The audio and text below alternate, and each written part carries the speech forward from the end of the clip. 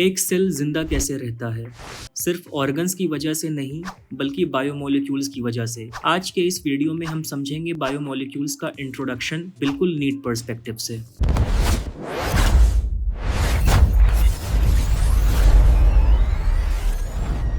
तो स्टार्ट करते हैं हम लोग बायोमोलिक्यूल्स के डेफिनेशन से। ठीक है, यहाँ पे टॉपिक है बायोमोलिक्यूल्स और हम लोग साथ के साथ साइड हेडिंग भी बायोमोलिक्यूल्स का बना लेते हैं।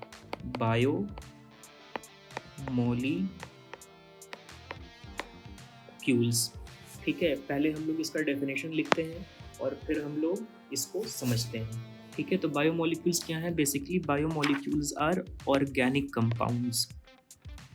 Biomolecules are organic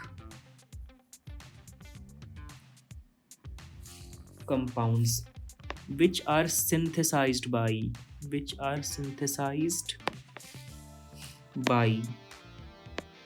or present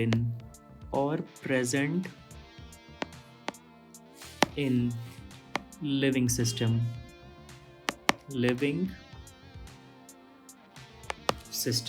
तो यहाँ पे हमने इनके डेफिनेशन को लिख लिया है। अब हम लोग इसको समझने की कोशिश करते हैं। सबसे पहली बात कि ये एक ऑर्गेनिक कंपाउंड होना चाहिए, वैसा ऑर्गेनिक कंपाउंड जिसे लिविंग सिस्टम ने बनाया हो या फिर वो लिविंग सिस्टम में प्रेजेंट हो।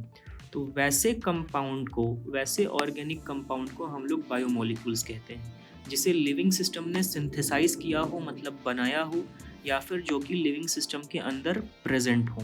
वैसे ऑर्गेनिक कंपाउंड को हम लोग बायोमोलिक्यूल्स कहते हैं। ठीक है, तो यहाँ पे तो हम लोग समझ गए कि ऑर्गेनिक कंपाउंड्स कुछ होता है जो कि लिविंग सिस्टम बनाता है या फिर वो लिविंग सिस्टम के अंदर प्रेजेंट होते हैं, तो उन्हें हम लोग बायोमोलिक्यूल्स कहते हैं। लेकिन यहाँ पे नेक्स्ट क्वेश्चन उठता है कि आखिर ऑर्गेनिक कंपाउंड्स क्या हैं। ठीक है, तो यहाँ पे हम लोग अपने नेक्स्ट डेफिनेशन में ऑर्गेनिक कंपाउंड्स को भी डिफाइन कर देते हैं कि आखिर ऑर्गेनिक कंपाउंड्स क्या होते हैं। तो ऑर्गेनिक कंपाउंड्स बेटा क्या होते हैं? हाइड्रोकार्बन्स होते हैं, मतलब कार्बन और हाइड्रोजन के कंपाउंड होते हैं। ठीक है, या फिर उनसे डिराइव करके कोई दूसरा कंपाउंड बनाया जाए, हाइड्रोकार्बन से डिराइव करके कुछ और बनाया जाए, तो उसे हम लोग ऑर्गेनिक कंपाउंड बोलते हैं। ठीक है, तो इस बात को भी हम लोग यहाँ पे लिख लेते हैं कि ऑर्गेनिक कंपाउंड्स जो हैं बेटा, ऑर्गेनिक कंपाउंड्स क्या हैं? These are hydrocarbons. ये हाइड्रोकार्बन्स हैं, हाइड्रोकार्बन्स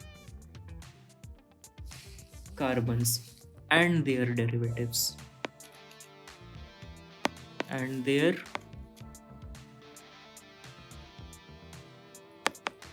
derivatives ठीक है, तो अगर हम लोग इनके रिलेटिव अबंडेंस की बात करें, क्योंकि ये जो हाइड्रोकार्बन थे ये क्या थे? कार्बन और हाइड्रोजन के कंपाउंड थे। ठीक है, इसीलिए इनका जो रिलेटिव अबंडेंस है कार्बन और हाइड्रोजन का, ये क्या है? हमारी बॉडी में अर्थ के क्रस्ट से, ठीक है, जो अर्थ का सरफेस है, अर्थ का जो क्रस्ट है, उससे ज़्यादा है। ठीक है, ये सब एनसीईआरटी की लाइंस हैं, इसीलिए हमें यहाँ पे फोकस रहना होगा। तो इस बात को भी हम लोग लिखते हैं यहाँ पे कि दस रिलेटिव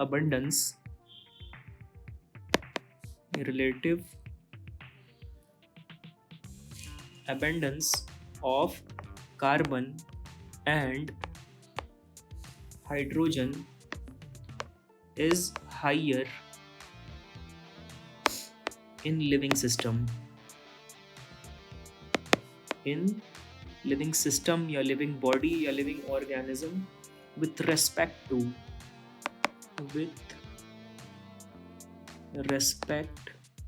to other elements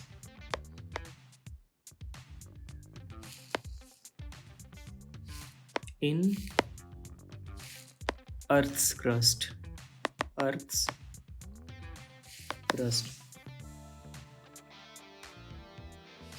ठीक है, अब यहाँ पे हम लोग एक बात नोट बना करके लिखेंगे। तो साइड हेडिंग हम लोग यहाँ पे नोट का ले लेते हैं और इसको लिखते हैं कि इनऑर्गेनिक कंपाउंड जो है वो भी हमारी बॉडी में प्रेजेंट है। लिविंग सिस्टम तो ऑर्गेनिक कंपाउंड के बने ही हैं। ठीक है, मतलब उनके बॉडी में ऑर्गेनिक कंपाउंड है और वो ऑर्गेनिक कंपाउंड को बना भी रहे हैं। ठीक है, तो लिविंग सिस्टम के अंदर तो ऑर्गेनिक कंपाउंड तो है, लेकिन इसका मतलब ये नहीं है कि उनकी बॉडी के अंदर जो है वो इनऑर्गेनिक कंपाउंड नहीं है। उनके बॉडी के अंदर इनऑर्गेनिक कंपाउंड भी है, लेकिन इनऑर्गेनिक कंपाउंड का जो कॉम्पोजिशन है ठीक है, वो ऑर्गेनिक कंपाउंड के कंपैरिजन में बहुत कम है। तो इस बात को भी हम लोग यहाँ पे नोट डाउन करते हैं कि इनऑर्गेनिक कंपाउंड्स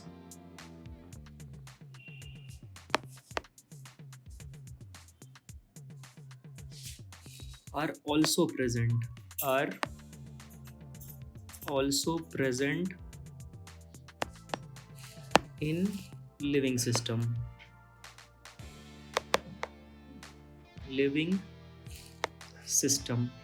बट यहाँ मैं पैराग्राफ चेंज करके लिखता हूँ ताकि आप लोगों का ध्यान यहाँ पे आ सके। देयर रिलेटिव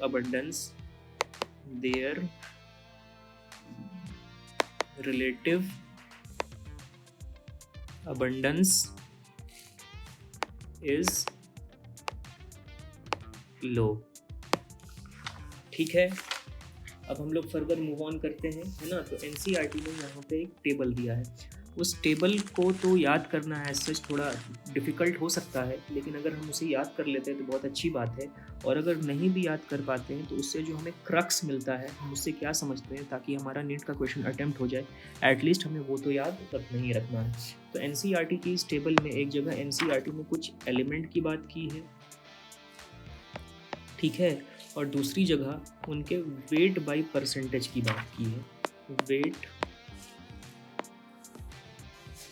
है ना, weight by percentage, weight of. ठीक है, तो वेट बाय परसेंटेज की जो बात की है एनसीईआरटी ने, तो बाय परसेंटेज ये अर्थ क्रस्ट का कितना वेट बना रही है और ये एक ह्यूमन बॉडी का कितना वेट बना रही है, इसको एनसीईआरटी ने फिर डिमार्केट कर दिया है। एक जगह एनसीईआरटी ने अर्थ क्रस्ट की बात करी है, अर्थ क्रस्ट, और एक तरफ इसने ह्यूमन बॉडी की बात की है, ह्यूमन बॉडी। ठीक है, अब एक एक करके हम लोग इन एलिमेंट्स का percentage by weight earth crust में क्या है और ह्यूमन बॉडी में क्या है, इसको हम लोग यहाँ पे लिख लेते हैं। यहाँ पे थोड़ा मैं इन टैबुलर फॉर्म को अच्छे से यहाँ पे प्रोसीड कर देता हूँ। ठीक है, एनसीईआरटी सबसे पहले हाइड्रोजन के बारे में कह रही है, हाइड्रोजन, जिसे हम लोग H से दिखाते हैं। ये अर्थ क्रस्ट में 0.14% है और ह्यूमन बॉडी में 0.5% है। ठीक है, फिर हम लोग अगर देखें कार्बन को, ठीक है, जिसे हम लोग C से शो करते हैं, कार्बन अर्थ क्रस्ट में 0.03% है और ह्यूमन बॉडी में 18.5% है। फिर अगर हम लोग ऑक्सीजन को देखें, ठीक है, तो ऑक्सीजन अर्थ क्रस्ट में 46.6% है and in human bodies it is 65%। फिर अगर हम लोग बात करें नाइट्रोजन की, नाइट्रोजन, ठीक है, जिसे हम लोग N से रिप्रेजेंट करते हैं, तो अर्थ क्रस्ट में ये बहुत कम है, ठीक है, वेरी लिटिल। इसीलिए कुछ प्लांट नाइट्रोजन फिक्सेशन करके इसे मिट्टी में सेट करते हैं, फिर वहाँ से प्लांट इनको एब्जॉर्ब करते हैं, लेकिन ह्यूमन बॉडी में ये 3.3% है। फिर हम लोग बात करते हैं सल्फर की, जिसे हम लोग S से रिप्रेजेंट करते हैं, तो ये अर्थ क्रस्ट में अगेन जो है 0.03% है और ह्यूमन बॉडी में 0.3% है। फिर हम लोग बात करते हैं बेटा सोडियम की, जिसे हम लोग दिखाते हैं इसके लैटिन नाम नाइट्रियम के इनिशियल्स Na से। ठीक है, तो ये अर्थ क्रस्ट में 2.8% है और ह्यूमन बॉडी में 0.2% है। ठीक है, फिर हम लोग बात करते हैं बेटा कैल्शियम की, ठीक है, जिसे हम लोग Ca से रिप्रेजेंट करते हैं। ये जो है अर्थ क्रस्ट में 3.6% है और ह्यूमन बॉडी में ये 1.5% है। फिर हम लोग बात करते हैं बेटा मैग्नीशियम की, मैग्नीशियम, जिसे हम लोग Mg से रिप्रेजेंट करते हैं, तो ये अर्थ क्रस्ट में 2.1% है और ह्यूमन बॉडी में 0.1% है, जो कि एंजाइम के कोफैक्टर की तरह बिहेव करते हैं। फिर हम लोग बात करते हैं सिलिकॉन की।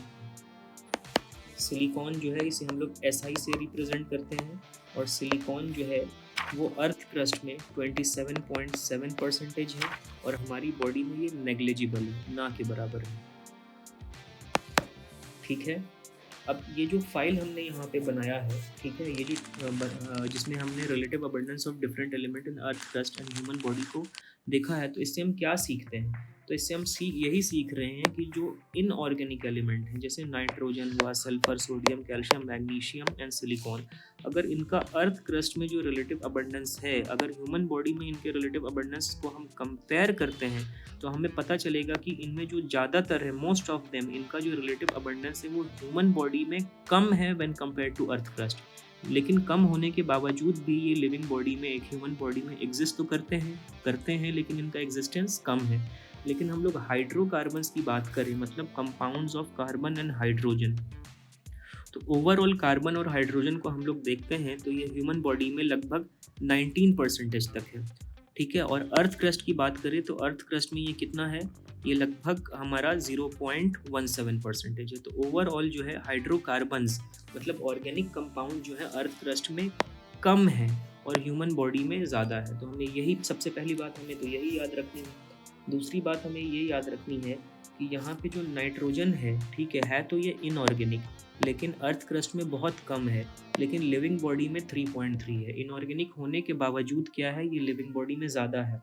ऐसा क्यों है? ऐसा इसलिए है क्योंकि बाय डिफ़ॉल्ट ये तो अर्थ क्रस्ट में कम है, लेकिन कुछ प्लांट्स होते हैं जो इस नाइट्रोजन को, है ना, ये बॉटनी का पार्ट है, थोड़ा बहुत मैं यहाँ पे एक्सप्लेन कर देता हूँ कि कुछ प्लांट्स जो है इस नाइट्रोजन को क्या करते हैं, अर्थ की मिट्टी में, अर्थ के सरफेस पे फिक्स कर देते हैं और फिर वो नाइट्रोजन प्लांट्स में चला जाता है और प्लांट्स में यही नाइट्रोजन अमाइनो एसिड को बनाने का काम करता है और इन्हीं अमाइनो एसिड से फिर प्रोटीन्स बनती हैं और फिर इन्हीं प्रोटीन्स को हम खाते हैं या दूसरे एनिमल खाते हैं और उन दूसरे एनिमल्स को भी हम खाते हैं। तो क्या होता है कि ये नाइट्रोजन जो है एक ह्यूमन बॉडी में या एक लिविंग सिस्टम में एक्यूमुलेट होते जाता है और एक्यूमुलेट होते होते क्या है, जो मिट्टी में इसका इतना परसेंटेज कम है, एक लिविंग सिस्टम में ये एक्यूमुलेट होकर के 3.3% तक पहुंच जाता है। ठीक है, तो इस बात को भी हम लोग यहाँ पे लिख लेते हैं। नाइट्रोजन जो अर्थ के सरफेस में इतना कम है, so it needs to be fixed in soil by nitrogen fixing bacteria. Nitrogen fixing bacteria जब सॉइल में आ गया तो सॉइल से ये प्लांट्स के पास चला गया, है ना, सॉइल से ये चला गया प्लांट्स के पास, प्लांट से फिर ये आ गया लिविंग सिस्टम में। ठीक है, और लिविंग सिस्टम में ये एक्यूमुलेट होकर के 3.3% को रीच कर जाता है। ठीक है, तो यहाँ पे हमने इन एलिमेंट्स के रिलेटिव अबंडेंस की बात भी करी। ठीक है, और अब हम लोग ओवरऑल देखते हैं ऑर्गेनिक और इनऑर्गेनिक कंपोनेंट्स के बारे में। ठीक है, उनके एलिमेंटल फॉर्म में, ठीक है, उनका बायोमोलिक्यूल्स, उनका हाइड्रोकार्बन होना तो एक बात है, लेकिन उन हाइड्रोकार्बन्स में भी, उन बायोमोलिक्यूल्स में भी कौन एलिमेंट कितना एग्जिस्ट कर रहे हैं, उनको अगर हम लोग सम टोटल करें तो यहाँ पे एक निमोनिक्स है। निमोनिक्स ये है कि ओशियन कहाँ है, ओशियन कहाँ है। कहने का मतलब है कि हमारी बॉडी में अगर हम लोग इस निमोनिक्स को याद रखते हैं, ओशियन कहाँ है, तो सबसे पहले हमारी बॉडी में और सबसे ज़्यादा जो है वो ऑक्सीजन है। ऑक्सीजन के बाद जो है वो बेटा कार्बन है। ठीक है, कार्बन के बाद जो है वो नाइट्रोजन है, नाइट्रोजन के बाद जो है वो कैल्शियम है, कैल्शियम के बाद जो है वो हाइड्रोजन है। ठीक है, तो ये जो डिक्रीजिंग ऑर्डर में मैंने बताया है, ठीक है, हो सकता है इसको याद करना आप लोगों को टफ हो, लेकिन आप ये निमोनिक्स याद रखते हैं कि ओशियन कहाँ है। ठीक है, तो ये आप लोगों को एग्ज़ाम के वक्त आपके माइंड में क्लिक कर ही जाएगा। तो ये तो मैंने यहाँ पे कैसे निमोनिक्स से याद रखेंगे ये समझाया। ठीक है, लेकिन हो सकता है कि आपको इनका परसेंटेज भी पूछ ले। ठीक है, तो आपको यहाँ पे डिक्रीजिंग ऑर्डर में इनका परसेंटेज भी याद रखना है, जहाँ पे सबसे ज़्यादा ऑक्सीजन है और इसका जो एक लिविंग सिस्टम में मोटा मोटा परसेंटेज है, ऑन एन एवरेज ये 65% तक पाया जाता है। इसके बाद कार्बन है वो 18.5% तक पाया जाता है। इसके बाद नाइट्रोजन है जो कि 3.3% तक पाया जाता है। इसके बाद कैल्शियम है जो कि 1.5% तक पाया जाता है एंड लास्ट में हाइड्रोजन है जो कि 0.5% तक पाया जाता है।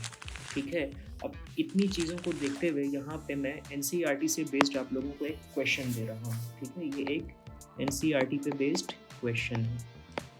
क्वेश्चन कह रहा है कि what are the difference between the two list. जो हमने ऊपर दो लिस्ट देखी है, क्या डिफरेंस है उनमें। ठीक है, पहले क्वेश्चन को हम लोग यहाँ लिख लेते हैं, व्हाट आर द डिफरेंस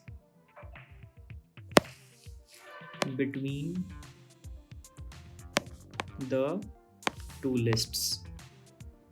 तो सिंपल डिफरेंस ये है कि रिलेटिव अबंडेंस जो है ऑर्गेनिक कंपाउंड का वो हमारी बॉडी में ज़्यादा है, इनऑर्गेनिक कंपाउंड भी है वो कम है, लेकिन अर्थ क्रस्ट में इनऑर्गेनिक कंपाउंड ज़्यादा है, ठीक है। और ऑर्गेनिक कंपाउंड भी जो सड़ गल करके लिविंग ऑर्गेनिजम्स वहाँ पे सड़ गल रहे हैं, उनका भी कुछ कॉन्स्टिट्यूएंट आ जा रहा है, ठीक है। तो अगर दोनों का सम टोटल का बात करें, क्या एलिमेंट्स पाए जा रहे हैं, तो एलिमेंट्स जो हैं, जो वहाँ पे कार्बन है अर्थ क्रस्ट में वो हमारी बॉडी में भी है, जो वहाँ पे सोडियम है वो हमारी बॉडी में भी है, जो अर्थ क्रस्ट में हाइड्रोजन है वही हमारी बॉडी में है। तो एब्सोल्यूट टर्म में कोई डिफरेंस नहीं है, लेकिन जब परसेंटेज को हम लोग देखते हैं तो परसेंटेज वाइज ऑर्गेनिक कंपाउंड हमारी बॉडी में ज़्यादा है ना, और अर्थ के क्रस्ट में वो कम है, ठीक है। तो अगर इस आंसर को हम लोग लिखना चाहें तो एब्सोल्यूट टर्म में हम लोग लिख सकते हैं कि एब्सोल्यूट टर्म में इनका कोई डिफरेंस नहीं है, ठीक है। तो पहला स्टेटमेंट हम लोग लिखते हैं कि in absolute term there is no such difference, मतलब वहाँ पे जो एलिमेंट है वही एलिमेंट हमारी बॉडी में भी है, there is no such difference.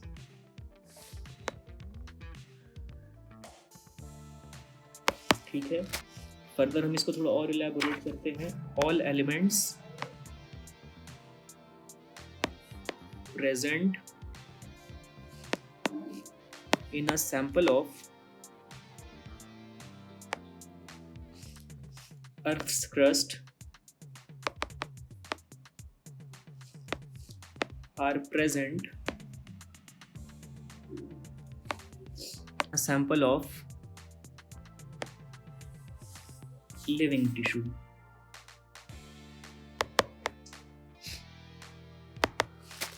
ठीक है, लेकिन जब हम लोग इनके परसेंटेज को क्लोजली एब्जॉर्ब करते हैं, ठीक है, क्लोजली ऑब्जर्व करते हैं, however a closer examination या observation reveals that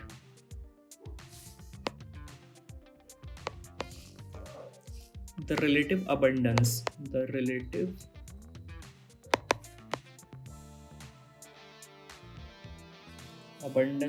of carbon and hydrogen, सिर्फ कार्बन अकेला नहीं, सिर्फ हाइड्रोजन अकेला नहीं, बल्कि कार्बन हाइड्रोजन दोनों मिला करके, मतलब hydrocarbons, carbon and hydrogen with respect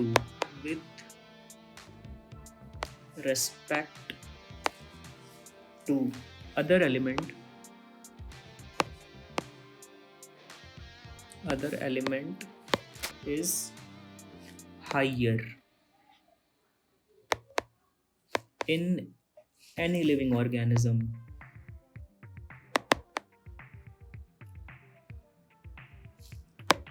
than in Earth's crust। ठीक है, तो यहाँ पे जो हमने जो कुछ भी इस चार्ट में सीखा है, ठीक है, उस चार्ट का क्वेश्चन बना करके हमने यहाँ इसको आंसर में लिख लिया, ठीक है। इसी सीक्वेंस में हम लोग मूव ऑन करते हैं इस चैप्टर के नेक्स्ट टॉपिक की तरफ, और इस चैप्टर का जो नेक्स्ट टॉपिक है that is destructive analysis of tissue. तो यहाँ पे हम पहले इसका फ्रेश हेडिंग बना लेते हैं, and the heading is destructive analysis of tissue. Analysis of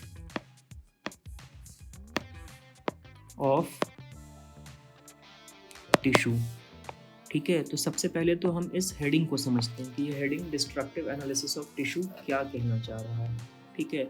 अगर मैं आप लोगों को कोई ऐसी चीज़ दे दूं जिसका कंपोनेंट आपको नहीं पता है, ठीक है, जिसके बारे में आप नहीं जानते हैं वो किससे बना हुआ है, किन किन चीज़ों से बना हुआ है, तो उसको पता करने का सबसे अच्छा तरीका ये है कि हम उसे तोड़ दें और तोड़ करके देखें कि वो किन किन कंपोनेंट से बना हुआ है, ठीक है। तो यहाँ पे जब हमें टिश्यू का कंपोनेंट नहीं पता है तो टिश्यू के कंपोनेंट को पता लगाने के लिए हम लोग क्या करेंगे, टिश्यू को हम लोग तोड़ देंगे, और तोड़ने के बाद जो हमें उसके कॉन्स्टिट्यूएंट्स या कंपोनेंट्स मिलेंगे उसका हम लोग एनालिसिस करेंगे। ठीक है, तो टिश्यू को तोड़ने के बाद उनके कंपोनेंट्स का एनालिसिस कर रहे हैं कि वो किन चीज़ों से बने हैं या फिर उनका कैरेक्टर क्या है, उनका फीचर क्या है। तो इसी बात को हम लोग यहाँ पे डिस्ट्रक्टिव एनालिसिस ऑफ टिश्यू कहते हैं। ठीक है, तो डिस्ट्रक्टिव एनालिसिस ऑफ टिश्यू हम लोग क्यों करते हैं? किसी टिश्यू के कंपोनेंट को जानने के लिए करते हैं। और डिस्ट्रक्टिव एनालिसिस ऑफ टिश्यू को करने के बाद हमें टिश्यू का ऑर्गेनिक कंपोनेंट के बारे में पता चलता है, इनऑर्गेनिक कंपोनेंट के बारे में पता नहीं चलता है। हमें ये तो पता है कि टिश्यू मैक्सिमली ऑर्गेनिक कंपोनेंट से बना है और थोड़ा बहुत इनऑर्गेनिक कंपोनेंट से बना है। लेकिन डिस्ट्रक्टिव एनालिसिस करने के बाद हमें जो कंपोनेंट्स मिलते हैं उनमें से हम ऑर्गेनिक कंपोनेंट्स के कैरेक्टर्स को, उनके फीचर्स को ईजिली पढ़ सकते हैं, उनको एनालाइज करते हैं। ठीक है, तो इन सारी बातों को अब हम लोग एक एक करके लिखते हैं कि डिस्ट्रक्टिव एनालिसिस ऑफ टिश्यू क्या है। ठीक है, तो we do this to analyse component of living tissue, component of living tissue. It needs to be broken down, to be broken down into its components। ठीक है, जब वो अपने कंपोनेंट्स में ब्रोकन डाउन हो गए तब हम लोग क्या करते हैं? उनको एग्जामिन करते हैं। कंपोनेंट्स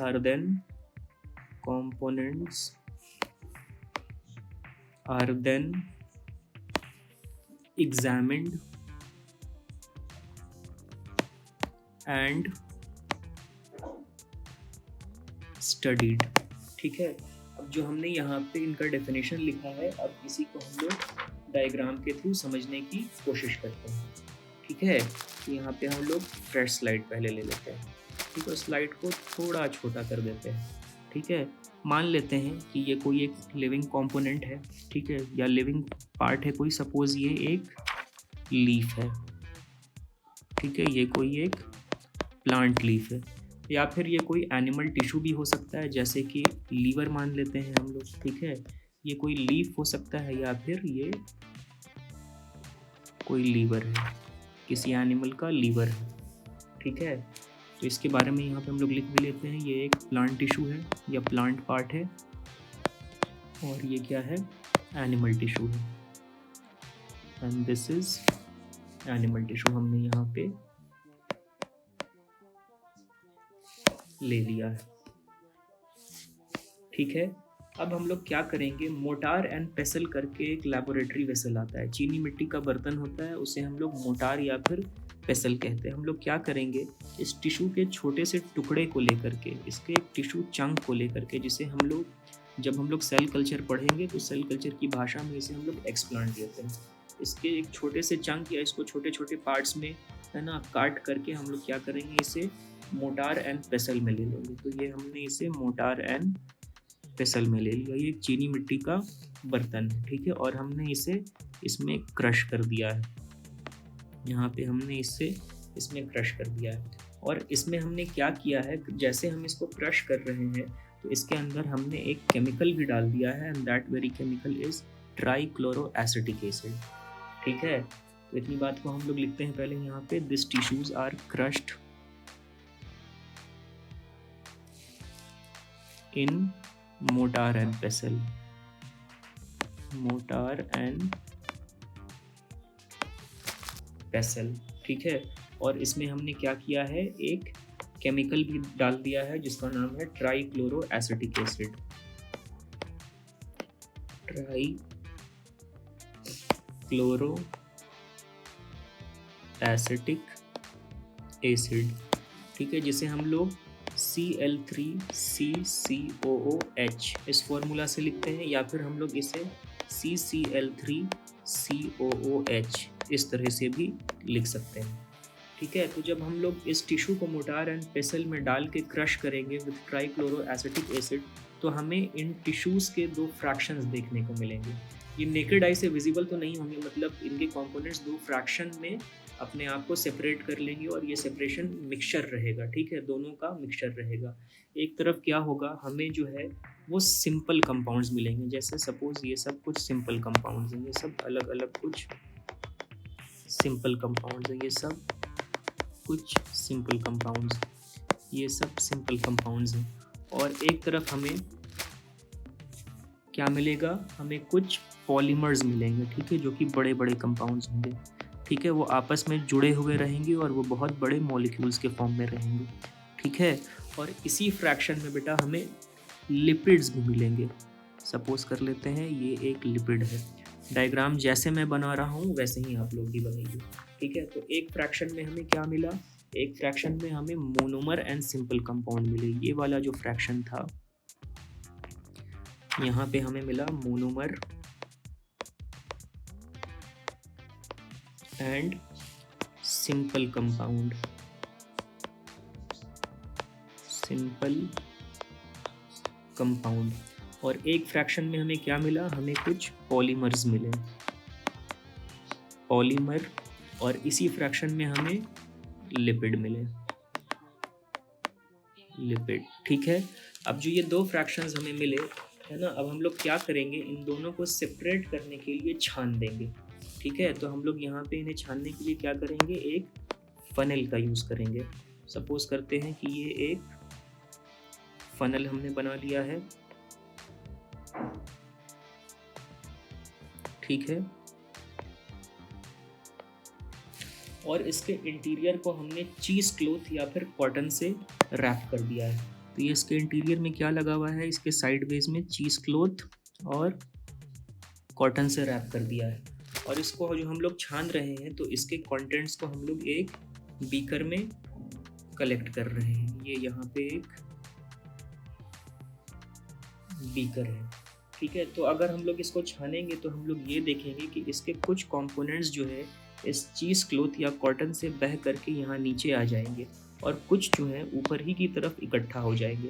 तो ऑब्वियस सी बात है, जो ऊपर की तरफ इकट्ठा हो जाएंगे उनका साइज़ बहुत बड़ा था और इसीलिए इसमें जो पोर्स हैं इस चीज़ क्लॉथ में या कॉटन में, उस पोर्स को, क्योंकि वो पोर्स छोटे साइज़ के हैं, उन पोर्स से वो पार नहीं निकल पाए हैं। तो जो बड़े मॉलिक्यूल्स इस चीज़ क्लॉथ या कॉटन में अटक के रह जाएंगे वो क्या होंगे, वो होंगे हमारे पॉलीमर्स, क्योंकि ये बहुत बड़े मॉलिक्यूल्स हैं, ये सब पॉलीमर्स हैं। और वो क्या होंगे, वो लिपिड्स होंगे, ये हमारे लिपिड्स हैं, ठीक है।